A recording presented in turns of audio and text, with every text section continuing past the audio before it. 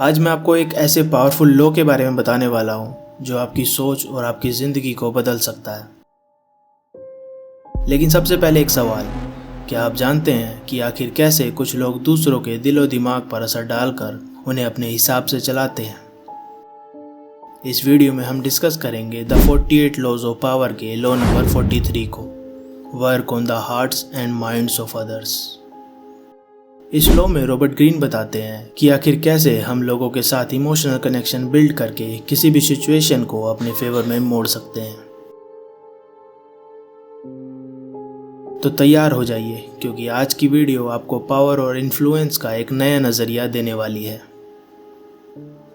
एक famous historical example है Mughal empire Akbar का, जो लॉ 43 को परफेक्टली रिप्रेजेंट करता है। अकबर ने सिर्फ मिलिट्री स्ट्रेंथ से अपनी एम्पायर को बिल्ड नहीं किया था, बल्कि उसने अपने राज्य के लोगों के दिल और दिमाग को जीतकर अपनी पावर को और ज़्यादा स्ट्रॉन्ग बनाया था। अकबर का शासनकाल एक ऐसा समय था जब भारत में अलग अलग धर्मों और कल्चर्स के लोग रहते थे। अकबर ने यह समझा कि एक स्ट्रॉन्ग एम्पायर बनाने के लिए उसे सिर्फ मिलिट्री स्ट्रेंथ पर नहीं, बल्कि लोगों के इमोशन और बिलीफ पर भी फोकस करना पड़ेगा। इस वजह से अकबर ने अपने राज्य के लोगों के साथ इमोशनल और कल्चरल कनेक्शन बनाने का फैसला किया। उसने सिर्फ दिखावा नहीं किया, बल्कि रियलिटी में लोगों की ज़रूरतों को समझा। वो ये जानता था कि जब तक वो लोगों की फीलिंग्स को नहीं समझेगा, तब तक उनका ट्रस्ट जीतना मुश्किल है। इसलिए उसने सुलह कुल की पॉलिसी को अपनाया, जिसका मतलब था यूनिवर्सल पीस। ये पॉलिसी उसके राज्य में अलग अलग धर्मों के लोगों को एक साथ लाने की कोशिश थी। अकबर ने धर्म के नाम पर हो रहे भेदभाव को रोकने के लिए काफ़ी एफर्ट्स किए। उसने ये डिक्लेयर किया कि हर धर्म का अपना महत्व है, इसलिए उन सभी की रिस्पेक्ट होनी चाहिए। अगर हम बात करें राजपूत रूलर्स की, तो अकबर ने उन्हें सिर्फ समर्थन नहीं दिया, बल्कि उनसे मैरिज अलायंसेस भी बनाए और उन्हें अपने परिवार का हिस्सा बना लिया, जिससे राजपूतों की लॉयल्टी अकबर की तरफ और बढ़ने लगी। इस तरह से अकबर ने लोगों का ट्रस्ट जीता और भारत पर 49 सालों तक राज किया।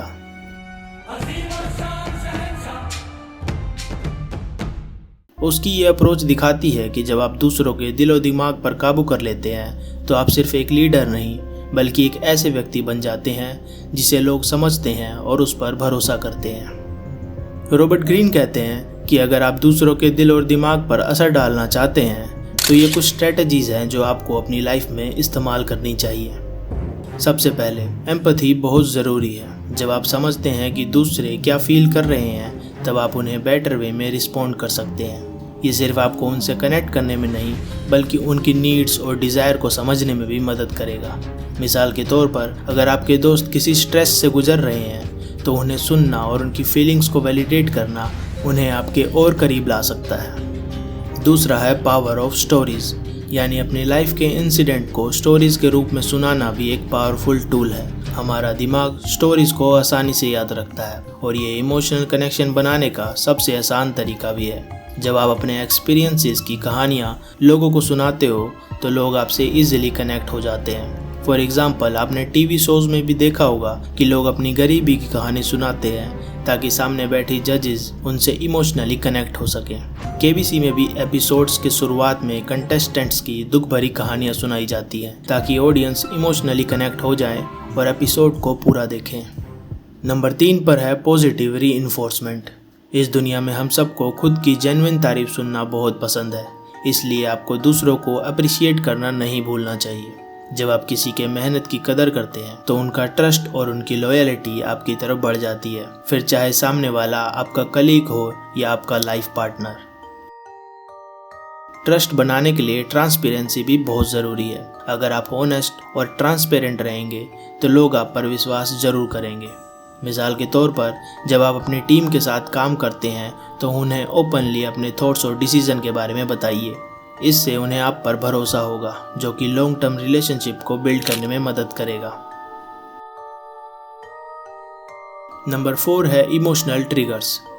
हर व्यक्ति के अपने अपने इमोशनल ट्रिगर्स होते हैं, जो उनके रिएक्शंस और डिसीजन को शेप करते हैं। जब आप ये समझ लेते हैं कि क्या चीज़ें उन्हें मोटिवेट करती हैं या उनके इमोशंस को प्रोवोक करती हैं, तो आप उन्हें आसानी से इन्फ्लुएंस कर सकते हैं। फॉर एग्जाम्पल, अगर आपको पता है कि सामने वाले की छोटी हाइट का मजाक बनाने पर वो अपना टेम्पर खो देता है, तो फिर आप सिर्फ इस ट्रिगर के इस्तेमाल से उसकी लाइफ के कई इंपॉर्टेंट हिस्सों को बर्बाद कर सकते हैं।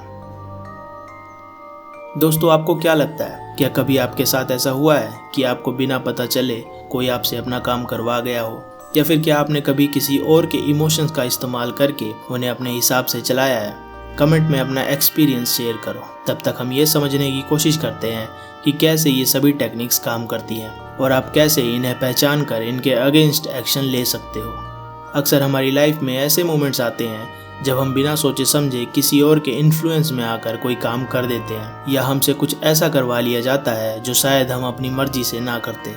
जैसे कभी किसी ने आपको इमोशनली गिल्ट ट्रिप करके आपसे अपना काम निकलवा लिया हो, या फिर गैस लाइटिंग के जरिए आपके डिसीजंस को डाउट में डाल दिया हो। दोस्तों, इन टेक्निक्स को आइडेंटिफाई करना बहुत ज़रूरी है और इन्हें आइडेंटिफाई करने के लिए आप कुछ की पॉइंट्स पर ध्यान दे सकते हो। Number 1, awareness. अपने आसपास के लोगों को ध्यान से ऑब्जर्व करो। देखो कि कौन आपसे किस तरह और किस इंटेंशन के साथ बात कर रहा है। जब आपको ये समझ आ जाएगा कि कोई आपके इमोशंस या डिसीजन को कैसे इन्फ्लुएंस करने की कोशिश कर रहा है, तो आप इजीली उनके मैनिपुलेशन से बच सकते हो। नंबर 2, बाउंड्रीज सेट करो।